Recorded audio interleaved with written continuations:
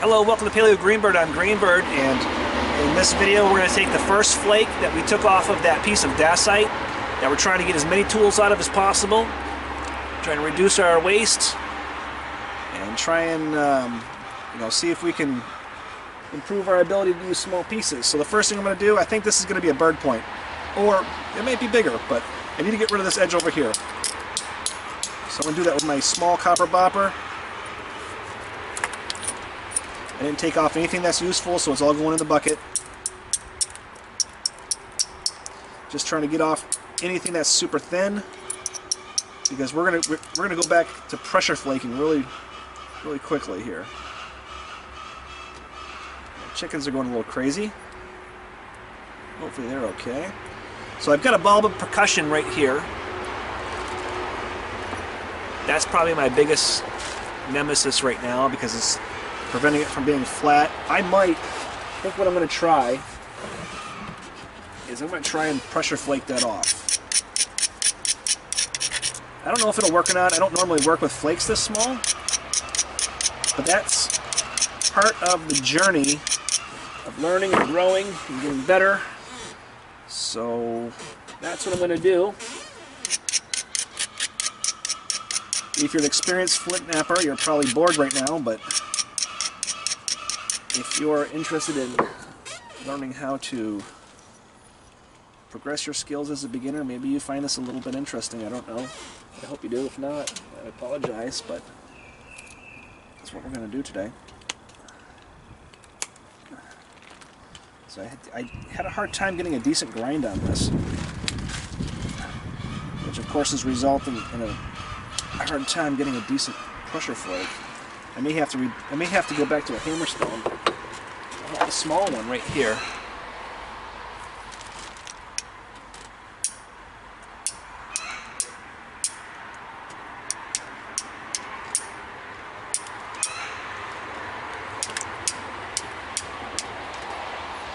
Just trying not to break this, really. That's what I'm trying to do.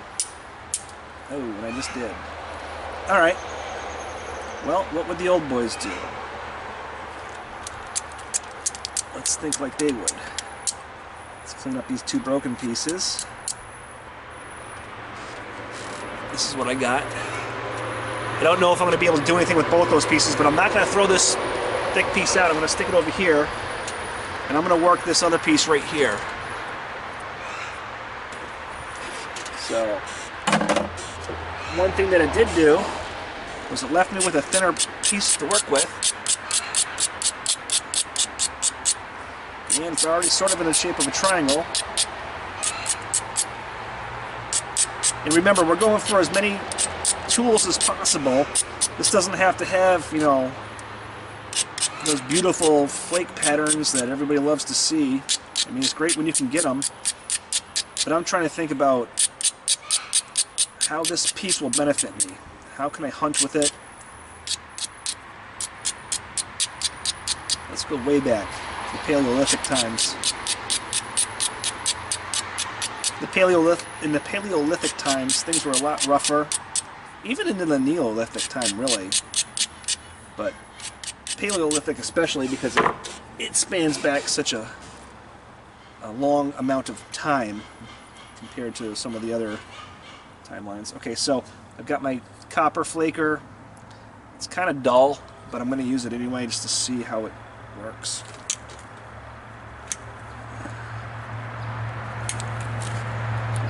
Like that time. I'm just trying to kind of nibble that thick side where I still have the remnants of that bulb of percussion.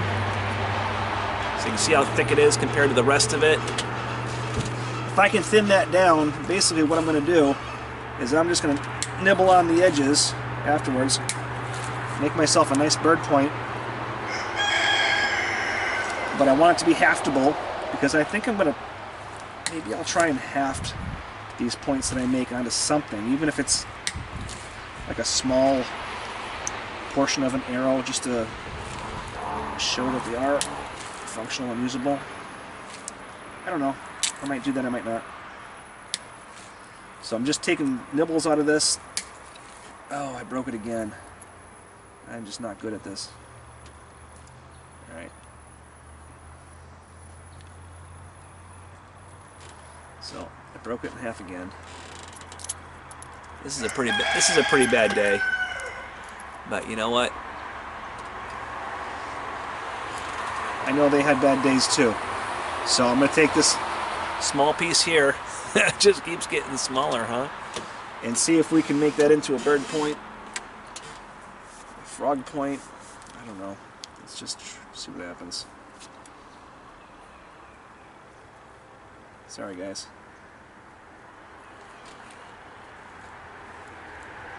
That was probably a support issue because I'm not used to working these small flakes. I probably just wasn't supporting it properly. So I think what I'm going to do now is I'm going to kind of take the zigzag approach because this is, and I'm going to get rid of these thin spots. This might be too thin to use. I don't know.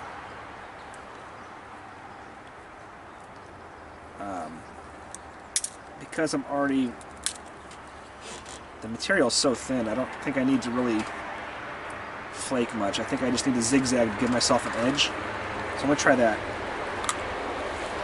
I'll just keep crushing this rock though. Yeah, so that's too small. That piece is unusable. So that goes in the trash. Let's take this piece here and see if we can get something out of it.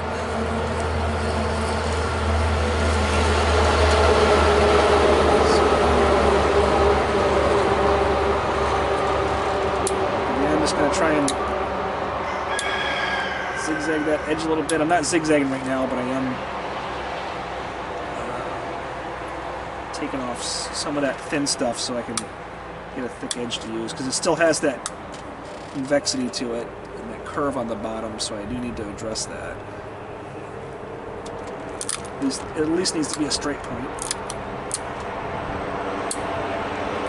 The pressure flaker might be a little bit too thick, too big. I might need a smaller pressure flaker. That could be the problem. Maybe I'll experiment with that and see if that helps. This isn't looking too bad though. Just taking some flakes to try and raise my center line above where that curve was.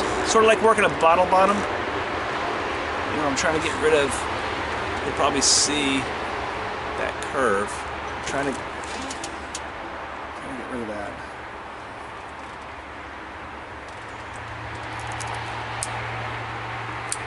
The best way that I know of is to bring your center line to the middle of the curve. Alright, so we've been working that side quite a bit. Let's switch over to the other side. Before we do though, let's bring this point into symmetry. You can see how right now it looks more like a knife blade. I'm going to try and at least just round that tip off a little bit.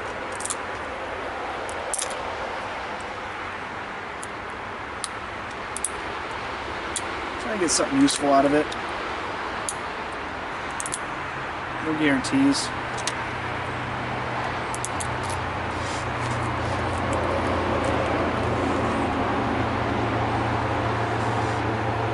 Lose a little bit of length, but that's alright too. Oh, there we go, that was a good one. That did some work.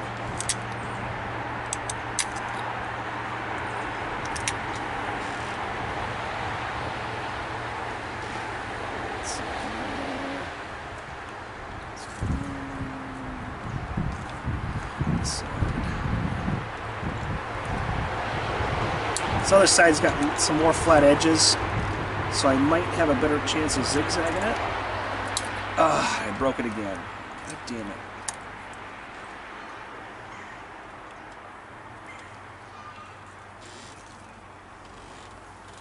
That's where we are.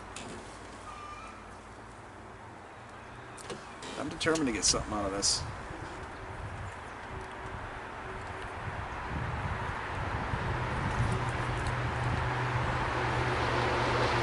So I'm going to try and zigzag that edge again. A little more gently than I did the first time. Thing is I might be breaking this a million times, but I'm learning. I'm getting the feel of things that don't work. And, you know, that's important. I'm sure there are people out there right now watching my video cringing, going, oh, why didn't you do this? Why didn't you do that? I hope you post them in the comments, to be honest. Because I don't know why I didn't do those. Sometimes you don't know what you don't know. But what I do know is I'm going to waste a lot less material on this piece of Dacite than I have on most of my other projects. I have a good feeling about this last piece. And I apologize for my language. I should have been a little bit more in control of my emotions.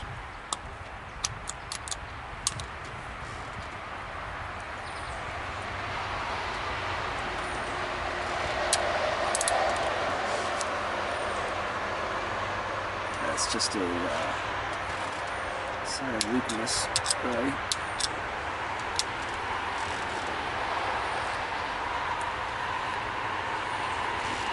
Not to be the, you know, the vocabulary police or the language police, but I should be cognizant of who might be watching these videos. Alright, so this first edge, I'm pretty happy with that first edge. You know, it's not perfectly squared up or anything yet, but look, I got rid of that flat edge compared to this flat edge. So that's next. And this is very delicate at this point, so there's a good chance I could break this because of how thick this is. On this one side over here that's a little bit thicker, I might actually even push those flakes in a little bit. You can see the dust coming off. This is why I don't nap inside.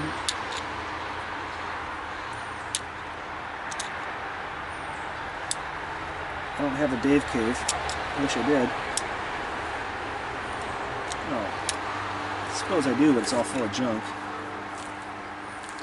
Sometimes I'll do some pressure blanks in my basement, but even that, you know, I don't like to nap unless I'm outside. I mean, I'm at the age where it probably won't matter that much, but silicosis is nothing to take lightly. Alright, so I'm just trying to get that flat side off gently, nibbling it a little bit. I'm not trying to get long, beautiful flake patterns. I don't really care about that. Just trying to get this flat edge down enough to where I can flip to the other side. Get something relatively sharp.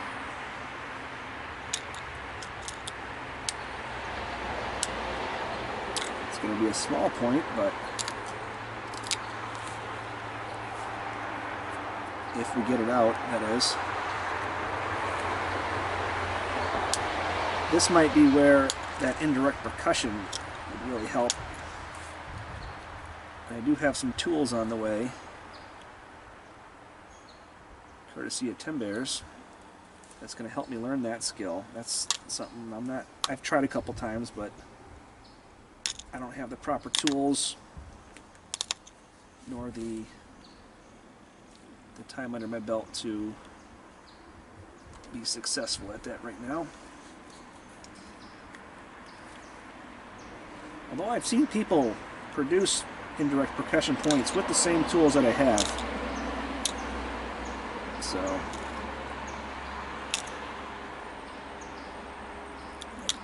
alright. Let's see, here's the moment of truth. I've got it as thin as I can get it. And now I have to zigzag that edge. That's the only way I'm going to get rid of that, is to zigzag it. I'm not going to pressure flake and drive flakes. That's just not going to happen. The base is still a little bit thick. I'm going to start at the base, I think.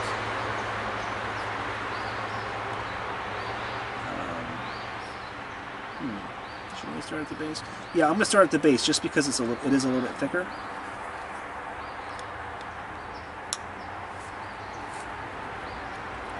Trying to use the same principles that I use with everything, trying to support it without crushing it. I think that's why I've been breaking so much, is it's just so small. I'm not used to pieces this small, so when I'm supporting it, I'm putting too much pressure on it and snapping it in that groove. In fact, I'd be willing to bet that that is exactly what has been the problem. Which is good, because this is the first flake we've taken, so as we continue to take more flakes, I'm just going to get better at this. I mean, I have to, as long as I pay attention to my mistakes what I'm doing. Keep practicing what is working and stop doing what's not working. So I'm flipping this back and forth. I'm zigzagging it now. Really, really gently. I don't know how I'm going to notch this thing. I don't know if I have something small enough to notch this or not. I may have to just half this without notches. Which honestly, I don't really, it doesn't bother me.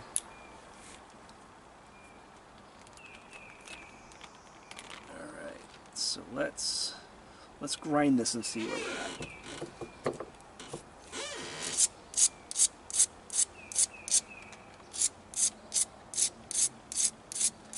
Keep in mind, this is going to be pretty primitive looking.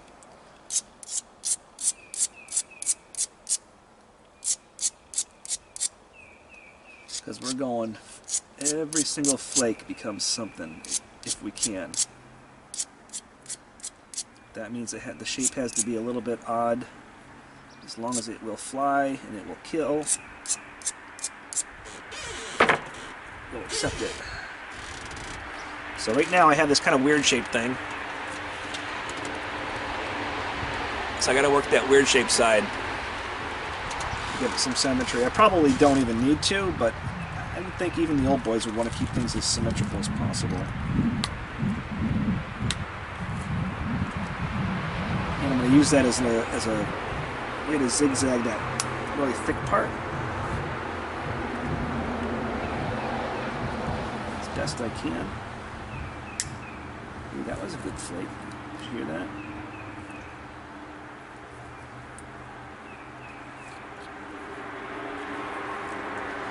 I guess I could try not using the grooved pad. I could try what some people do, including Dave, is just pop these edges off right on my pad. Don't have a lot of experience doing that.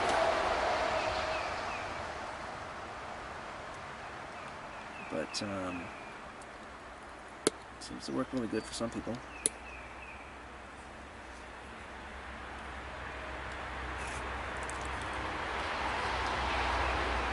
One thing I'll tell you is it does give you a really good view of your piece to get as much symmetry as possible. It's a little messy.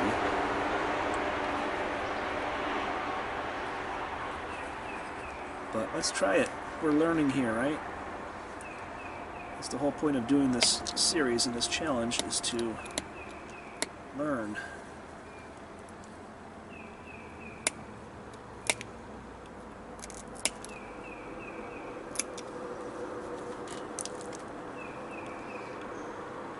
Okay, so that's getting a little better. Still thicker on that one side, but this point is so thin that even if it's thicker on one side, it's not going to affect the flight, you know, or the weight of the point. It might affect, you know, when it goes into the bird, it might make the arrow sort of go in a direction, but as long as you hit that bird, you're good.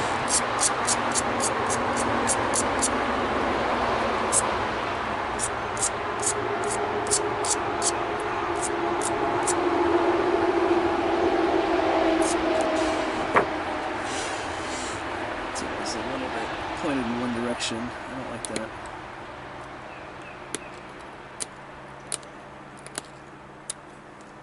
There we go.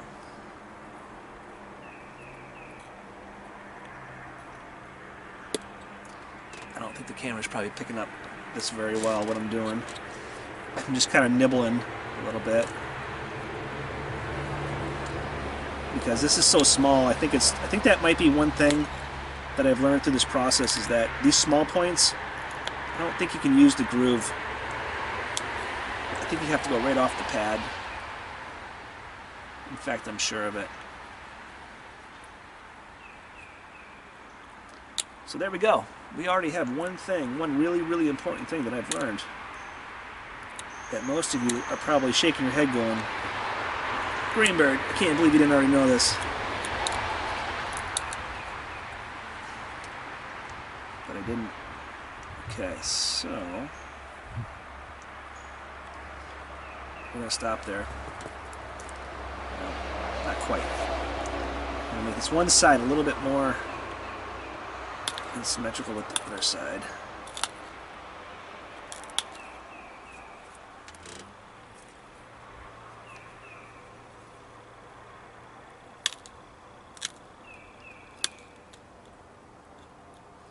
Just because, I don't know, that's what I want to do.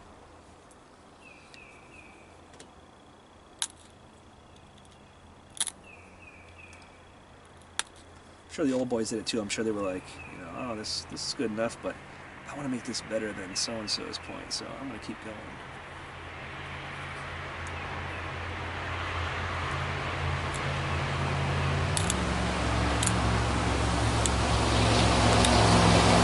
Just nibbling away.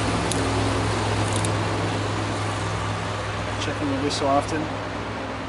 Alright, so we have, what we have here is a real small, down and dirty bird point that we took out of that first flake that we made. Can't seem to get a decent camera angle, probably because it's kind of hard. This ear is still a little bit big. I don't know, I can't put that over. I could probably half it just the way it is, but something about me just wants to make that better.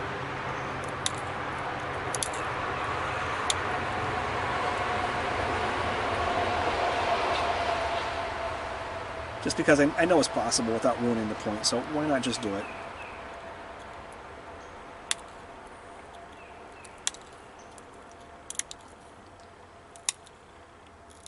I mean, if I was real hungry, I'd probably just half that as it is and shoot it.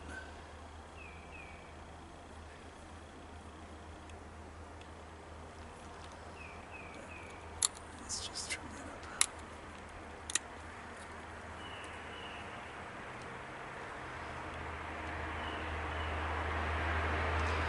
And what it is that ear is so much higher. That's what it is.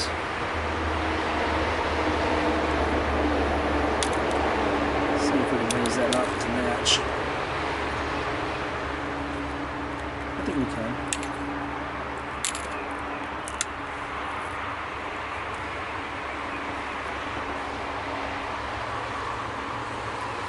I'm getting some crushing. I'm sure you can hear it. But I'm just trying to get that shape without blasting this point in half. Okay, so here we go. That's a lot better. That's a lot better. Much better. As far as the look is. Okay, so I managed to do that without breaking it, and I'm going to stop before I do end up breaking it. So out of the first flake of that piece of dacite, we have our first point, which is this right here. Okay, there's one side. This is the first side of it. There's the second side. This is a little itty-bitty Burton point. Put it next to my wedding ring so you can see. But that's okay. You know, this wasn't intended to be one of those big giant show-off flakes. This is an example of what you can get off that first flake that we took off that piece of dacite. This would feed you for the night, would continue to feed you as long as this arrow stayed intact. So, really cool. Piece number one. So, I hope you really enjoyed this video. If you did, please like, share, subscribe, all that fancy stuff you're supposed to do on YouTube, and I hope you have a wonderful day. Paleo Greenbird signing out.